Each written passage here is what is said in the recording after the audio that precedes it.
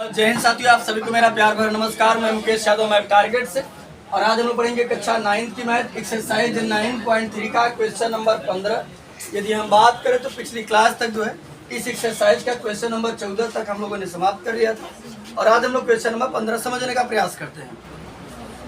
करा चतुर्भुज एबीसीडी के विकर्ण एसी और बीडी परस्पर बिंदु ओ पर इस प्रकार प्रतिच्छेद करते हैं कि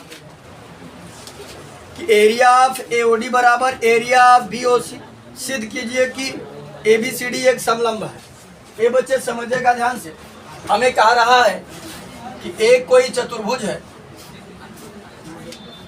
ठीक, कह रहा है चतुर्भुज है जिसका नाम है एबीसीडी।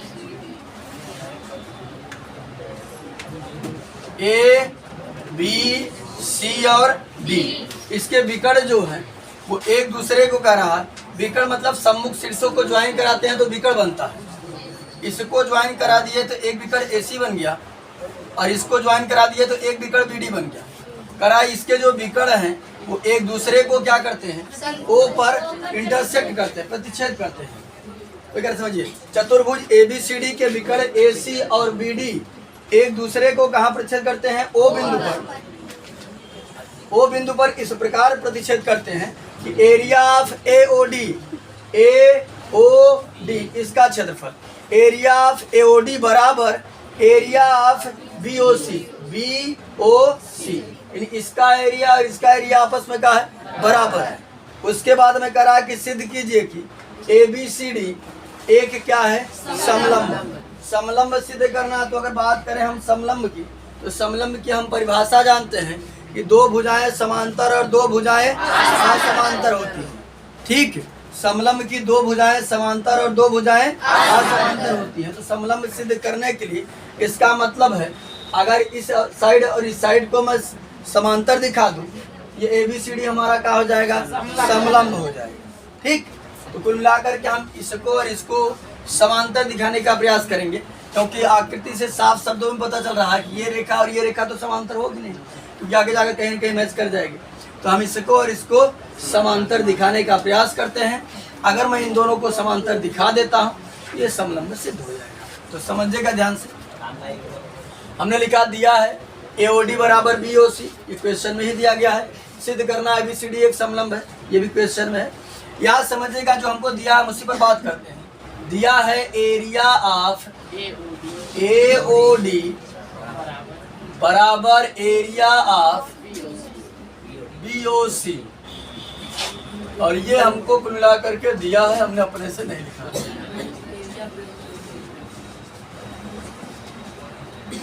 ये बच्चे समझेगा, इसको मिटा देते हैं। इतना क्षेत्रफल और इतना क्षेत्रफल हमको बराबर है। अब दोनों पक्षों में इतना क्षेत्रफल इसमें भी और इसमें भी जोड़ देते हैं, क्योंकि यूक्लिड के विभाजन प्रमेयिका में, यानी कि यूक्लिड के ज्यामिति परिचय में चैप्टर 5 में हमने पढ़ा था कि यदि बराबरों को बराबरों में जोड़ा जाए तो रिजल्ट क्या आता है, बराबर का। दोनों पक्षों में हम क्या काम करें, अगर एरिया को एओबी जोड़ेंगे तब भी तो हो जाएगा। कितना एरिया को एओबी तब भी तो हो जाएगा। हाँ, यहाँ समझिए, दोनों पक्षों में हम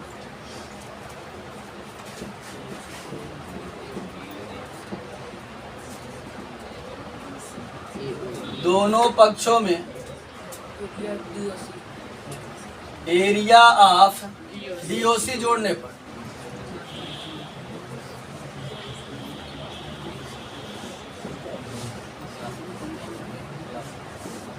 ये बच्चे समझिएगा, हम इधर भी डीओसी जोड़ रहे हैं, उधर भी डीओसी जोड़ रहे हैं। Area of AOD plus area of BOC बराबर एरिया ऑफ बीओसी, उधर भी डीओसी जोड़ेंगे, प्लस एरिया ऑफ डीओसी। ये बच्चे समझिएगा ध्यान से। पहले हमारे पास इतना था, यानी एओडी था हमारे पास, एओडी में हम डीओसी जोड़ दे रहे हैं। जब इतने में इतना जोड़ दिए तो ये पूरा हो गया, यानी यहाँ से लेकर यहाँ तक इसको अगर मिटा दें हम, देखो पूरा होगा कि नहीं हो गया। इसका नाम इतने की जगह हम क्या लिख सकते हैं, area of A B C या A C D, area of A D C. बराबर। अब उसके बाद बच्चे समझिएगा ध्यानपूर्वक, हमारे पास पहले था BOC, इस BOC में इतने में हम इतना जोड़ रहे हैं, तो जब इतने में हमने इतना जोड़ दिया तो ये पूरा हो गया। इस पूरा का नाम अगर करना चाहेंगे BDC या BCD कुछ भी लिख सकते हैं। एरिया ऑफ BC, अब समझो बच्चे ध्यान से, अगर हम बात करें, चाहे हम ADC कहेंगे, देखो ADC तब पर भी इससे जा रहे हैं, और चाहे हम कहें BCD तब पर भी इससे जा रहे हैं, तो ये दोनों त्रिभुज एक ही आधार पर स्थित हैं। साथ ही साथ इन दोनों का एरिया भी क्या है, बराबर है। ये तभी हो सकता है जब ये दोनों त्रिभुज एक ही समांतर रेखाओं के मध्य स्थित होंगे, क्योंकि हमने प्रमेय पढ़ा है कि दो त्रिभुजों का क्षेत्रफल तभी बराबर होगा जब वो एक ही आधार और एक ही समांतर रेखाओं के मध्य क्या होंगे, स्थित होंगे। तो अगर एक ही आधार पर स्थित है, इनका क्षेत्रफल बराबर है, इसका मतलब ये दोनों एक ही समांतर रेखाओं के मध्य स्थित है। ठीक, क्या लिख देंगे, और त्रिभुज पूरा लिख दो, त्रिभुज ADC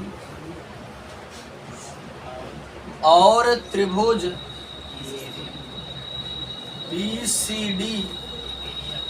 BCD का क्षेत्रफल बराबर है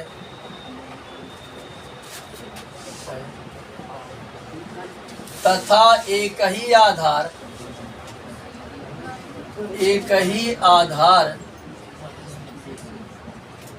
का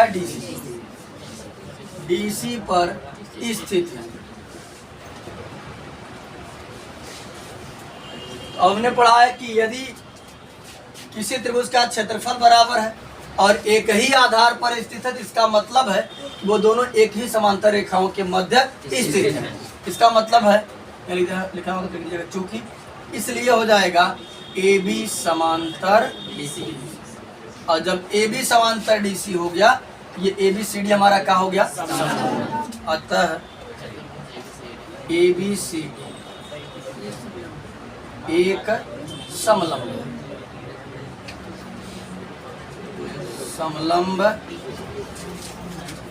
तो कुछ नहीं था, बस क्या था, परिभाषा थी। इतना क्षेत्रफल हमको इसके बराबर दिया था, दोनों पक्षों में DOC हमने जोड़ दिया, ये बड़ा वाला त्रिभुज बन गया और ये बड़ा वाला बन गया। एक ही आधार पर स्थित है, तो हमने कह दिया ये दोनों एक ही समांतर रेखाओं के मध्य क्या होंगे। तो आज की क्लास में हमने एक्सरसाइज 9.3 का क्वेश्चन नंबर 15 जो है उसे समाप्त कर लिया है। बाकी जो बचे हुए क्वेश्चन है उसे नेक्स्ट क्लास में कंप्लीट करने का प्रयास करेंगे। इस वीडियो में इतना है, बाकी मिलते हैं नेक्स्ट वीडियो में, तब तक के लिए जय हिंद।